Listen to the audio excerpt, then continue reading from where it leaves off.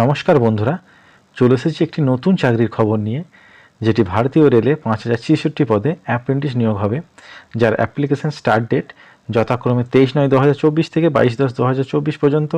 এবং এখানে আপনাকে অনলাইনের মাধ্যমে আবেদন করতে হবে এবং এখানে যে বয়সটি লাগবে সেটি হচ্ছে 15 থেকে 24 বছরের মধ্যে। এবং এখানে যে স্যালারি দেওয়া হবে 18,000 থেকে 56,900 টাকা এবং যোগ্যতা মাধ্যমিক পাস ও সংশ্লিষ্ট পদের ITI। এখানে পরীক্ষা বা ইন্টারভিউ কোনোটাই হবে না।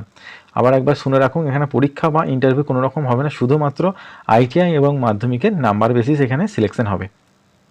এবার আমরা বিস্তারিত দেখে নেব। তো আমরা এখানে দেখতে পাচ্ছি অ্যাপ্লিকেশন যে ডেটটি আছে সেটি হচ্ছে যথাক্রমে 23/9/2024 থেকে 22/10/2024 পর্যন্ত, অর্থাৎ এই ডেটের মধ্যে আপনাদেরকে অ্যাপ্লিকেশনটি করতে হবে এবং অ্যাপ্লিকেশনটি অনলাইনের মাধ্যমে করতে হবে এবং www.rrcwr.com এই ওয়েবসাইটে গিয়ে আপনাদেরকে এই অনলাইনে আবেদনটি করতে হবে এবং এই লিঙ্কটি আমি যথাক্রমে আমার ডেসক্রিপশনেও দিয়ে রাখবো।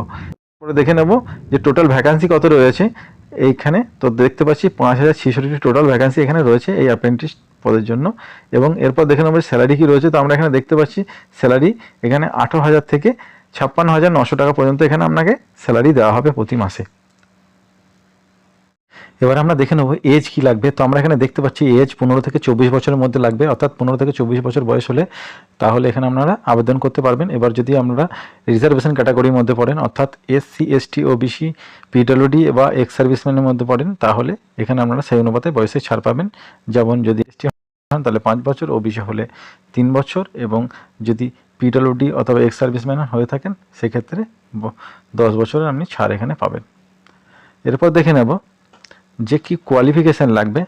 তো আমরা এখানে দেখতে পাচ্ছি যে এখানে এডুকেশন কোয়ালিফিকেশান হিসাবে আপনার মাধ্যমিক পাস লাগবে এবং মাধ্যমিক অবশ্যই 50% মার্কস থাকতে হবে এবং টেকনিক্যাল কোয়ালিফিকেশান হিসাবে আপনার লাগবে ITI পাস, অর্থাৎ ITI পাস করে থাকতে হবে সংশ্লিষ্ট ট্রেডের ওপরে এবং সেটি NCVT অথবা SCVT আন্ডারে হতে হবে।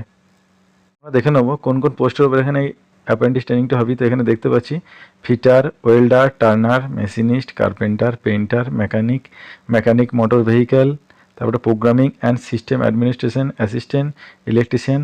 তো এই পদগুলির ওপর এখানে অ্যাপ্রেন্টিস ট্রেনিংটি হবে। দেখে নেব কোন কোন পোস্টের ওপর এখানে অ্যাপ্রেন্টিস ট্রেনিংটা হবে। তো এখানে দেখতে পাচ্ছি fitter, welder, turner, machinist, carpenter, painter, mechanic motor vehicle, তারপরে programming and system administration assistant, electrician. তো এই পদগুলির ওপর এখানে অ্যাপ্রেন্টিস ট্রেনিংটি হবে।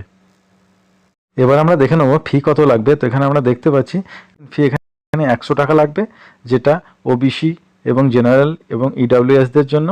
এবং এখানে দেখতে পাচ্ছি ফি লাগবে না, তারা হচ্ছে SC ST PWD ওমেন, অর্থাৎ এদেরকে এখানে কোনো ধরনের ফি এখানে প্রদান করতে হবে না।